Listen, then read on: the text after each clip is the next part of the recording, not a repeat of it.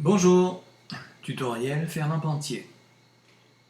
Alors dans cet exercice, nous allons faire une petite révision d'une transformation d'objet ou alors transformation homothétie et surtout ce que beaucoup de gens n'utilisent pas trop à part les maquettistes, c'est le point de référence associé à cette transformation. Alors voilà, nous allons commencer, on va voir un petit peu comment ça marche. Alors ici nous avons un arrière-plan blanc, on va créer un calque ici bien sûr, voilà. On va prendre une forme, voilà. On va faire un carré, voilà, avec la touche majuscule. Alors, autre révision, hein, pour remplir ce calque, cette sélection, vous voyez qu'on a ici une couleur d'arrière-plan, une couleur de premier plan. Donc, avec les simples touches Alt et CTRL, plus la touche supprimer, on peut remplir notre sélection. Donc, si on appuie sur Commande et supprimer, ça remplit avec la couleur d'arrière-plan. Si on appuie sur Alt et supprimer, on remplit avec la couleur de premier plan. Donc, c'est quand même beaucoup plus rapide que d'aller dans Édition, Remplir. OK. Voilà. Donc, commande supprimer arrière-plan, Alt supprimer premier plan. Voilà. Donc, on va désélectionner. OK. Alors, autre révision. Si je déplace mon calque ici, voilà, et que je fais pomme ou CTRL T. Alors, si on se met ici avec la touche majuscule pour respecter les proportions, on agrandit la photo vers la droite, comme vous le voyez. OK? Donc, on annule. Par contre, si on appuie sur majuscule plus Alt, cela permet non seulement d'agrandir, mais de partir du centre et d'agrandir des quatre côtés en même temps. Voilà, vous voyez bien la différence. Donc, un petit rappel quand même pour ce genre de choses. Ensuite, quoi d'autre? Alors, ce que je peux vous dire aussi, c'est que, on va passer tout de suite au point de référence. Donc, on va diminuer un petit peu ce carré. Voilà, on va le poser ici. Voilà. Et on valide.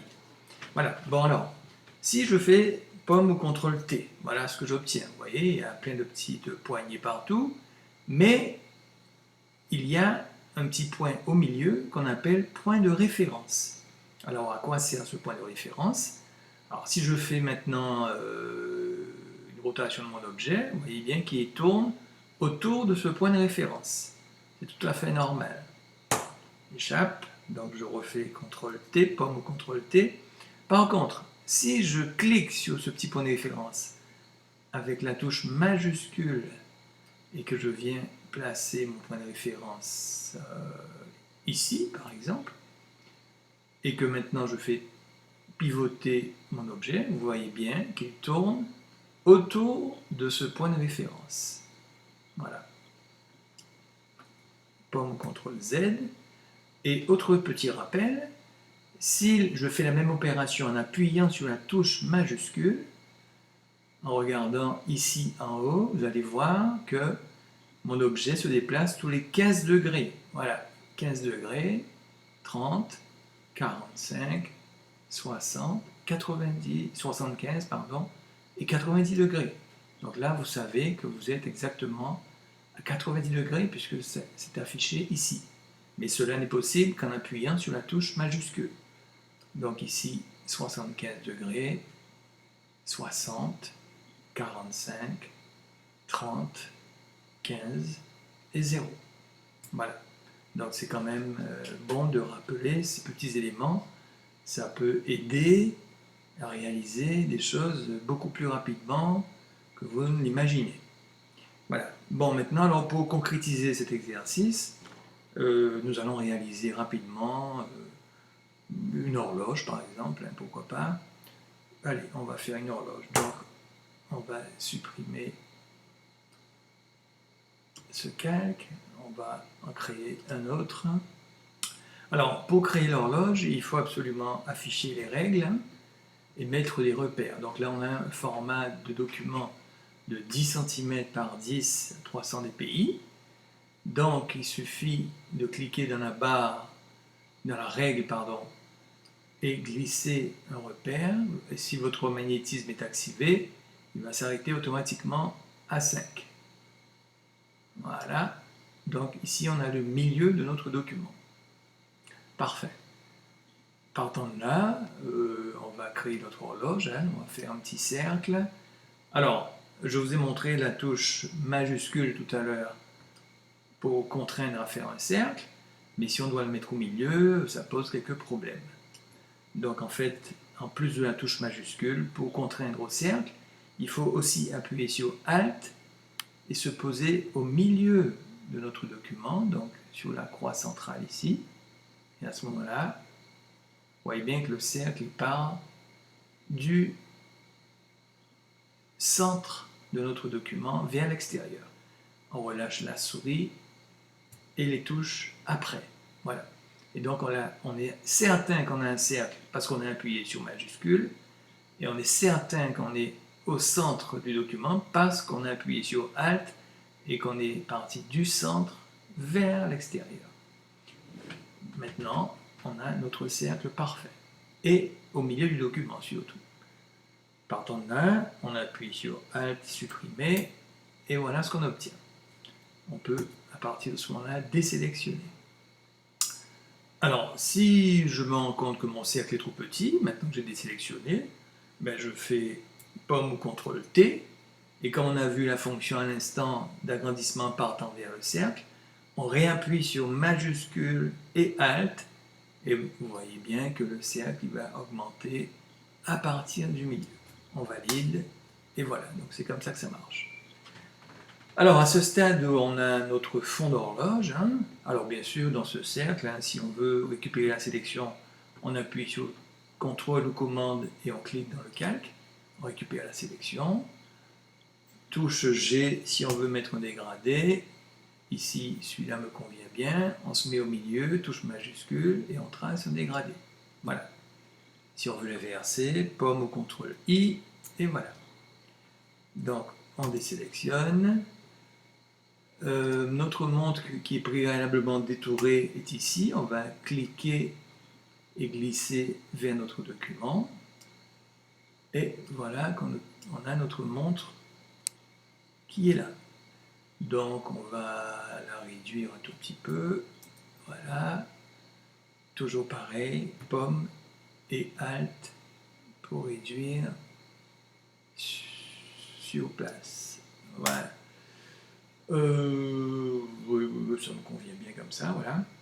Alors, maintenant qu'on a notre montre en place, hein, je pense qu'il faut garder un peu d'espace ici pour mettre les chiffres après, ne pas coller sur le centre pour que ce soit plus esthétique. Donc voilà.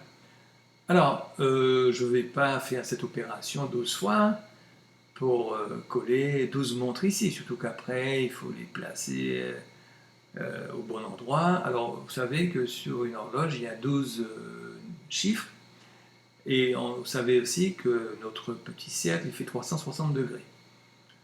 Donc, 360 degrés divisé par 12, je pense que ça fait 30. Donc, il faut 12 fois 12 rotations à 30 degrés pour couvrir notre horloge. Donc, si on veut faire une rotation de cette montre, on fait pomme ou CTRL T. Voilà, on a les petites poignées. Si on vient simplement mettre un 30 ici, voilà ce qui se passe. C'est normal puisque l'objet a fait 30 degrés autour du point de référence qui est ici. Je vais enlever les repères, pomme H, voilà. Ah ben non, je ne peux pas l'enlever puisqu'on ne voit plus rien. Voilà, le point de référence, il est là. Donc, notre montre a fait une rotation autour de ce point-là. Et moi, ça ne m'intéresse pas. Donc, on va sortir de ce mode. On recommence, on fait pomme au contrôle T, et comme je vous ai montré tout à l'heure, on va prendre ce point de référence qui est là, qu'on va venir placer au centre. Alors je vais changer mon fond parce qu'on ne voit pas grand chose. Échappe, ici, contrôle I, pomme au contrôle I, voilà, on voit mieux. Je me remets sur ma montre, pomme au contrôle T, voilà, on voit mieux ici. Donc ce point de référence, je vais le placer exactement au centre de mon document, parce que je veux que ma montre tourne tout autour de ce centre. Donc ici, je clique, touche majuscule pour rester dans l'axe, et voilà, je place mon point de référence ici. Je fais marche arrière pour voir un petit peu ce qui se passe. Et maintenant, si j'affiche 30 ici, vous voyez bien que ma montre a pivoté autour de cet axe. Je valide une première fois, une seconde fois. Voilà ce que j'obtiens. Alors maintenant, comment continuer cette duplication? Alors il y a plusieurs moyens. Vous pouvez toujours appuyer sur commande ou contrôle, alt et majuscule. Et ensuite, vous appuyez sur la touche T. Voilà. Voilà ce que ça fait. Sans relâcher les touches, vous appuyez sur T chaque fois. Et voilà mes 12 montres. Sauf que ça m'a mis aussi 12 calques.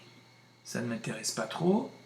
Donc, je vais annuler tout ça. Commande Alt Z pour annuler toutes mes opérations, sauf un calque.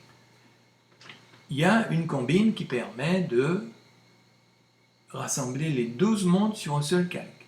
La combine est la suivante, elle est très simple.